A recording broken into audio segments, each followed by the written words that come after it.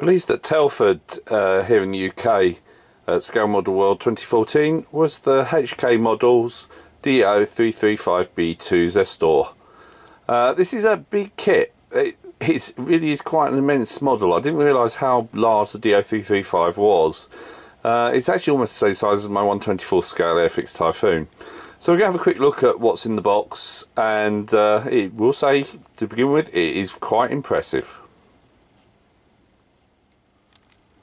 This is the main sprue. The kit's modular construction is really quite obvious. This will enable them to produce a number of variants. We've already had announced that it's on the side of the box that they're going to be producing a standard fighter bomber version, a 2-seat trainer and a 2-seat night fighter, as well as this Zestor heavy bomber attack version. I'm going to try and pick up the engraving. It is very subtle. It's really quite nice. Will look great under a coat of paint and with a wash on it, but it really isn't. It's no sign of like Trumpeter's massive rivets or anything like that. This is really quite subtle. The engine is quite nicely detailed, DB603. I'm sure there are resin aftermarket engines already available for other kits that will fit this. Exhaust pipes, slight use of slide moulding means that the ends are hollowed out. Again, there might be aftermarket pipes that will be able to replace these straight out of the box. But all in all, for plastic, it's a very nice representation, and certainly I'm going to just be building mine straight out of the box.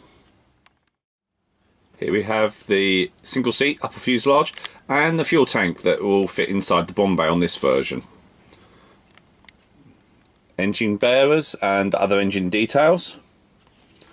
And here we have the undercarriage leg doors. Now, one thing I really appreciate on this, I don't know if they're going to pick them up, but there are some tiny push marks from the injection process, but they've actually been placed where you won't be seen, i.e. the outer doors, there's none visible. On the main doors, you can just see them, but they'll be behind the legs, so probably not visible on the completed model, so you won't have to tidy them up. Very nice touch, HK. Here we have the wings, same subtle detail we've seen elsewhere. Quite large pieces. You know, I'm really surprised the Do335 is as large as it is. I knew it was a big plane, I didn't quite realise how big. Rolling it over, we have the undercarriage bays, nicely boxed in. See, no injection pins, they're all in the outer areas where they won't be seen. Again, really nice touch. The wingtips, two different styles of wingtip, depending on which version you're going to build. There were two of these aircraft. One had the shorter standard wingtips, which are on the right, and the other was fitted with the extended wingtips you can see on the left. Nice to note, I've seen this before on Merit's Dauntless. Hollow casting. You know, that is really becoming the way forward now. It means you're getting these really thin effects. Beautifully done, beautifully realised. Next sprue mainly deals with the undercarriage. Really beefy undercarriage legs, nicely detailed. You know, they have got some really good detail on him. Quite impressive. Wheels, slightly weighted, so that will look quite realistic. Not too overdone, maybe a little bit saggy, but, you know, this was a big heavy aircraft. DF loop. You know, detail. Yeah, very good. Looks like a wonderful kit. Now, next sprue is very impressive. This provides all the detail for the bomb bays and nose wheel bay and undercarriage. It includes a rather chunky wing spar, so you shouldn't have any problems with fitting that on this kit. Now we'll have a quick look at the cockpit. This is really nicely done. Now, honestly, I know most people will just instantly buy an aftermarket resin replacement when it becomes available, but this kit, there is no need. I think I'm really so impressed with it. I'm going to build it straight out of the box and try and keep aftermarket to a minimum. Let's say plumbing detail on the bomb bay. You know, it's the really long axle for the back engine and the propellers. So detail everywhere, looks pretty much spot on and looks really nice. If it fits as good as it looks, this is going to be a lovely kit to build. This proves, supplies some of the engine details. The ejection seat looks quite nicely done.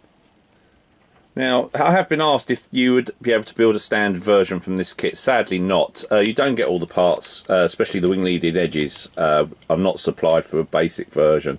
So you really are, with this version, doing the heavy destroyer. Now, impressive use of side moulds coming up. Those air intakes, they're actually hollowed right the way through. Very nice. The use of etched brass on this kit has been kept to a minimum. All you get is set seat belts and a screen for one of the radiator intakes. These look quite nicely done. Again, I'm going to plan to use these, no need to replace them. Now, obviously there might be some problem in trying to get this one to sit on its nose wheel. If you hadn't got these really heavy nose weights which are designed to fit inside various areas of the kit. Again, great idea, perfectly executed, will make assembling and making sure you don't have a tail sitter easy. Now a quick look at the clear parts. Yep, that bit of sellotape there is provided by the manufacturer. It just prevents the canopy from getting scuffed in the box. They are sealed inside a plastic bag, just adds that bit of protection. You have a hole in the side because on this version you have these very large blisters. No way you could realistically mould that, but that looks really well done. I'm a little bit nervous about putting glue anywhere near a canopy, so this will be a good test of a steady hand. But yeah, really well, nicely executed. This sprue contains the specific parts for the 335B2 Zesto version. You do have a different nose undercarriage on this version, and with slightly larger wheels, both of which have been covered correctly. And the heavy gun barrels, now again I'm not sure how well this is going to pick this out. They have slide moulded right the way through, but you will have to drill out the side holes. I'm sure aftermarket will come for this, but again, steady hand, not really a problem. Here we have the large leading edge bulges for the cannons and the upper decking for the top cannons.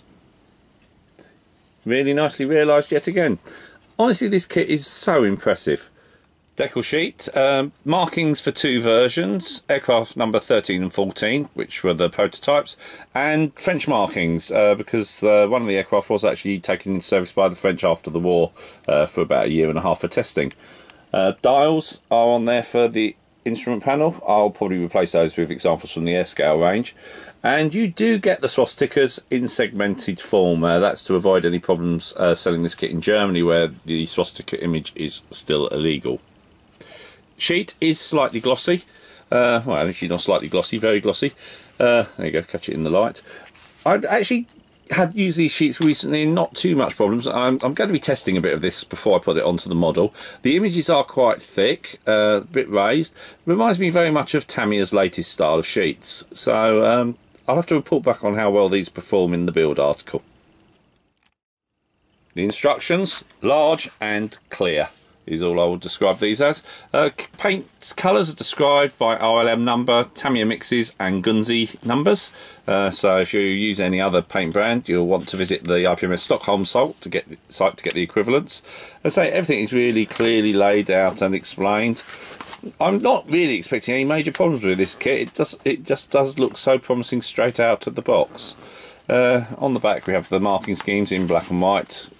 I mean, every view you could want. Some nice plans showing you how you can display your model, either fully open with all the hatches, doors, windows, everything opened up, or fully closed up, though how you do it in flight mode I'm not quite sure.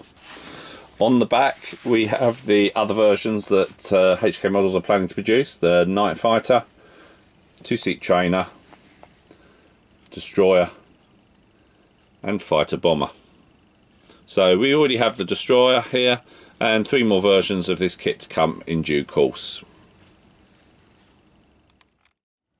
If you want a reference for the Dornier Do335, I really recommend that you look out this book by Classic Publications. I think it might have just been reissued.